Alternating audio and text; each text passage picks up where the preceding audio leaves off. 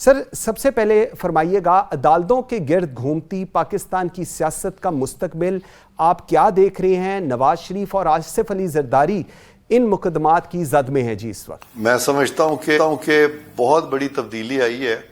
ابھی ریسنٹلی، یہ جو موجودہ چیف جسٹس آئے ہیں ان کے آنے سے، کہ انہوں نے ایک ایسا کیس جس کے کہ بہت زیادہ پولیٹیکل ریپرکشنز تھے، جس کا کہ ایک پولیٹیکل فال آؤٹ تھا، انہوں نے ساری قوم کے سامنے وہ کیس رکھ دیا ہے، اوپن ہیئرنگ کی ہے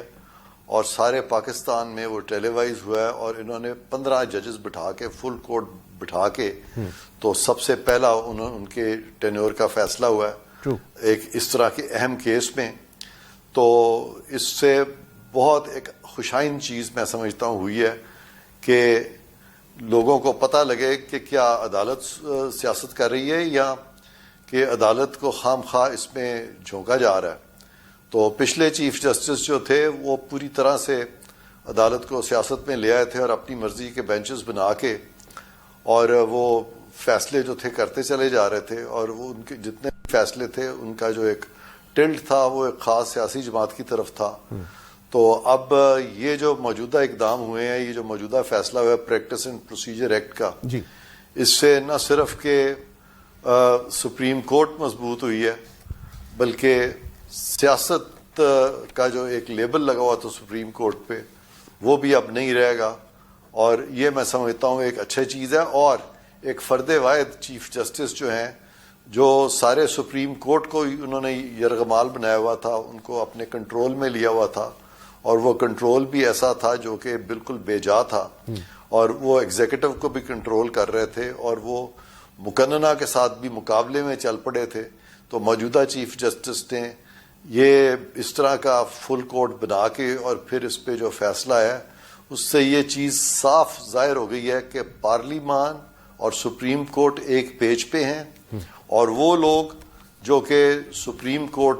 کو اپنے کنٹرول میں، ان کو ہاسٹیج بناتے ہیں، سپریم کورٹ کو یرغمال بناتے ہیں، وہ اگر نہ بھی ایک پیج پہ ہوں تو کوئی بات نہیں۔ لیکن یہ جو ایک امپریشن کریٹ کیا جا رہا تھا کہ جیسے پارلیمان جو ہے وہ سپریم کورٹ کی ڈومین میں آ رہی ہے، ہرگز نہیں آ رہی۔ پارلیمان نے سپریم کورٹ کو مضبوط کیا ہے، اور سپریم کورٹ نے پارلیمان کا جو قانون ہے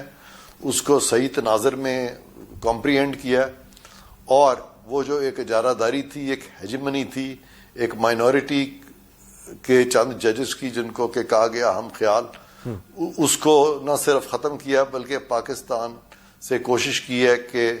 سیاست جو ہے وہ سپریم کورٹ سے باہر رہے۔ اچھا، پریکٹس اینڈ پروسیجر ایکٹ کی ابھی ہم بات کر رہے تھے، نئے چیف جسٹس کی بات کر رہے ہیں، آپ کو لگتا ہے کہ کوئی ایسے اب جوڈیشل ریفارمز آ سکتے ہیں سپریم کورٹ میں، ہم دیکھیں گے جن کی کافی دیر سے ایکسپیکٹیشن تھی، اور وہی جس طرح پہلے آپ بات فرما رہے ہیں ایک ٹگ آف وار بھی چلتی ہمیں اپیرنٹلی پاسٹ میں نظر آئی، اس کو لے کر آپ کتنے آپٹمسٹک ہیں؟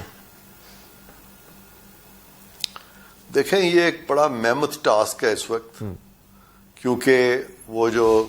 چیف جسٹس صاحب تھے پچھلے، انہوں نے جس طرح سے سپریم کورٹ کو چلایا ہے، اور اس میں جو بہت سی ان سے جو لیگل ایبریشنز ہوئی ہیں، ان سب کو اپنی جگہ میں لانے کے لیے ایک